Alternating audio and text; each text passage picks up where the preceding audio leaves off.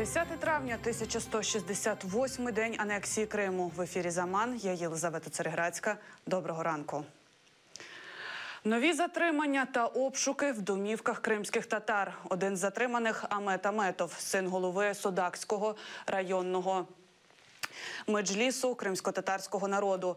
Після обшуку, який пройшов у родині 8 травня, наступного дня 9-го, в День перемоги, російські силовики знову обшукали дім ветерана кримсько-татарського національного руху Ільвера Аметова. Вони одягли кайданки на його сина та відвезли, за їх словами, до Сімферополя. Сына наручники одели и избили. Вот. Ничего не нашли. Сюда зашли, потом начали спрашивать, что это за книги. Я говорю, это святая книга. Я еще, говорю, не исследовал ее. Какого года, не знаю, Коран у меня вот здесь вот.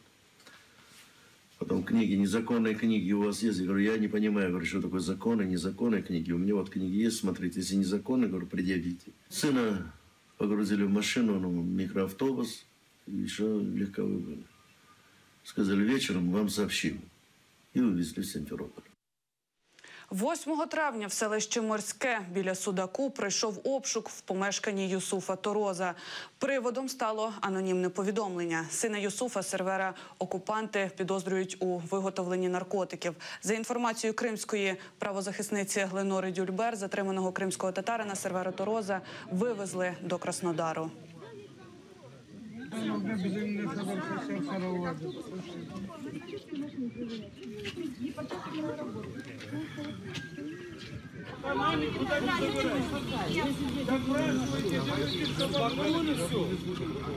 забрали по-другому. Кого вы думаете? Остановили бы, что ли? Расходите. Джамат, бардахам мусаде еткіз, тайықсына лаф етсілер. В окупованому Криму до 11 травня триватимуть візити силовиків по домівках кримських татар. Рейди поліцейських проходять в рамках заходів по профілактиці екстремізму. В Судакському регіоні опитали вже 18 сімей. Не собираетесь ли вы ехать в Сирию? Как вы молитесь? На кладбище ли вы молитесь или не молитесь? Посещаете ли кладбище? И они прям по этим вопросам задавали и писали. Під час урочистих заходів до Дня перемоги у столиці України відбулися сутички. Конфлікт виник через радянське гасло і символіку та спробу провести ходу так званого «безсмертного полку», яку намагалися влаштувати проросійські сили. Українські ж активісти добровольчого руху ОУН провели власну акцію під назвою «Смертний полк». ОУНівці блокували пам'ятник у парку Вічної Слави, щоб учасники маршу, який, на їхню думку, є проросійським, не змогли покласти квіти.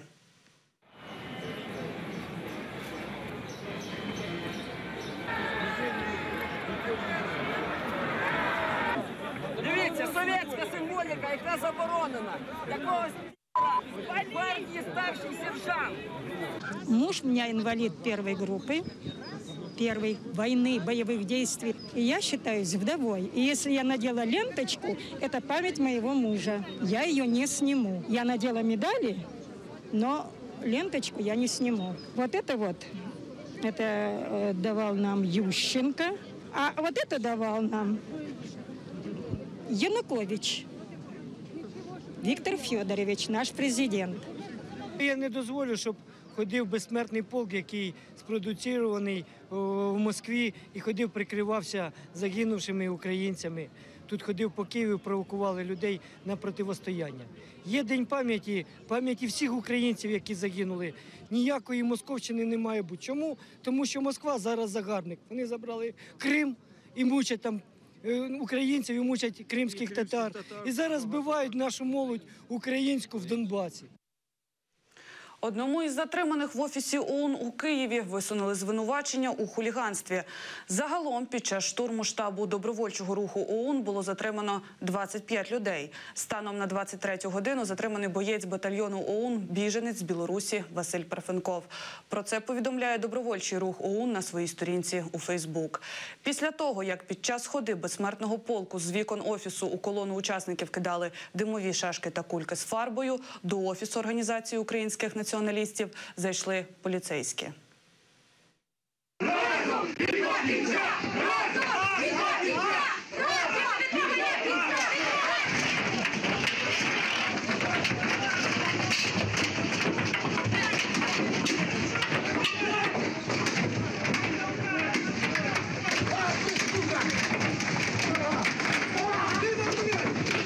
24 особи було затримано, порушено кримінальне провадження 296 частина 2 і 342. Це опір працівникам поліції і хуліганство. В офісі були проведені невідкладні слідчі дії. 24 чоловіка доставлено до Печерського районного управління поліції. Зараз будуть кваліфікувати їх дії слідчі і в подальшому будемо приймати заходи. Вони почали всіх лупцювати, запустили газ і поклали всіх на землю. Лупили, чим попало, у них там спецкійки, тобто їхнім обладнанням всіх лупили. І я дістав голову ударом від кійка. Мені діставали з-під уламків стола, котрий на них же ж і завалили при затриманні. І їх коли діставали, вони не могли на ногах самі стояти. Їх просто взяли і до стінки принесли і сперли на стіну магазину. Просто дівчата в такому стані були. Мені найбільше повезло. Мене хоч і за волосся тягали, але як так не били, як їх. Про те, як пройшов день перемоги у столиці та регіонах України, дивіться у вечірніх випусках «Заман».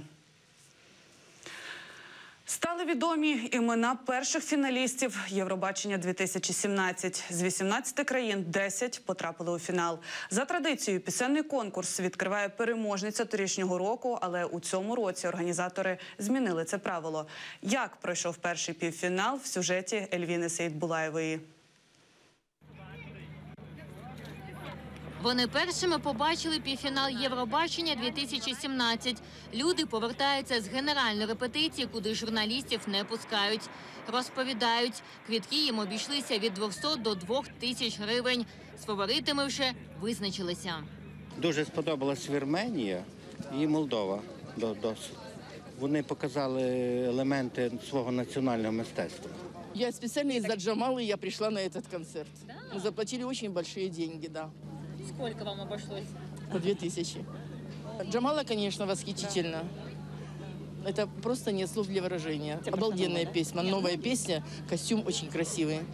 Только очень жаль, что она не открывала концерт. Очень жаль. Ми купили прапори, і моя подруга купила вінок. Особисто мені подобаються представники Кіпру та Норвегії. А от моїй подрузі конкурсант зі Швеції. А в минулому році фавориткою моєю була Джамала. Ближче до початку півфіналу люди поспішають на концерт. В руках тримають прапори України та країни, яку прийшли підтримати. Щоб дістатися в Україну, я їхав через Німеччину. Сподіваюся, що Італія виграє в фіналі. Але сьогодні буду голосувати за Словенію. Україна добре підготувала. Думаю, українська група займе гідне місце. Звичайно. Купляємо на ходу. Квитки отримали як учасник бойових дій. З радістю йдемо підтримати наших.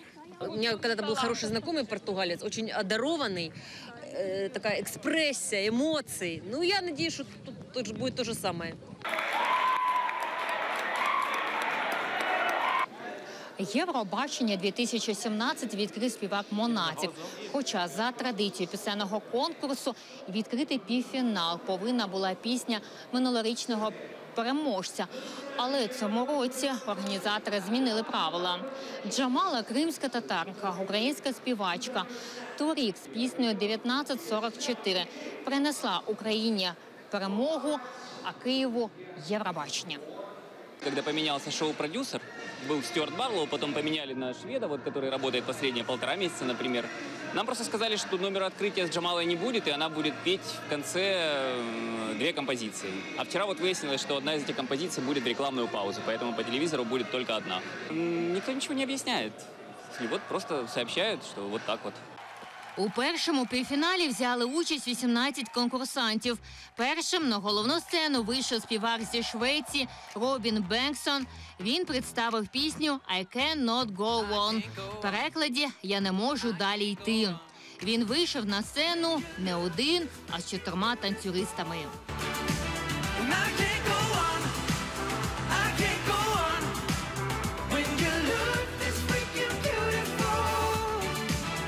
Учасниця з Грузії Тамара Гачичеладзе подякувала українцям за гостинність і сказала, що зараз Україна показує приклад справжньої боротьби за незалежність.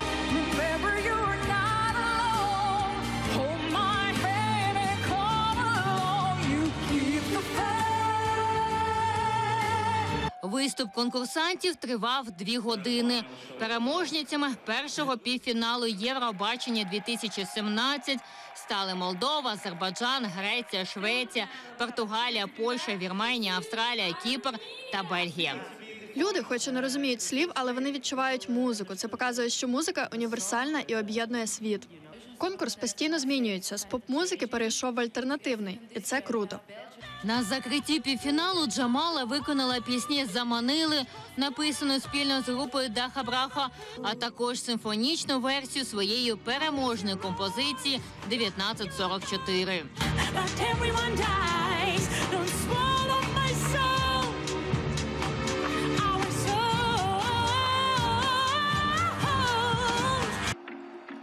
Завтра стартує другий півфінал Євробачення-2017. На ній Україну представить група «Оторвальди». Ельвіна Сідулаєва, Едем Сідалів, Заман, АТР.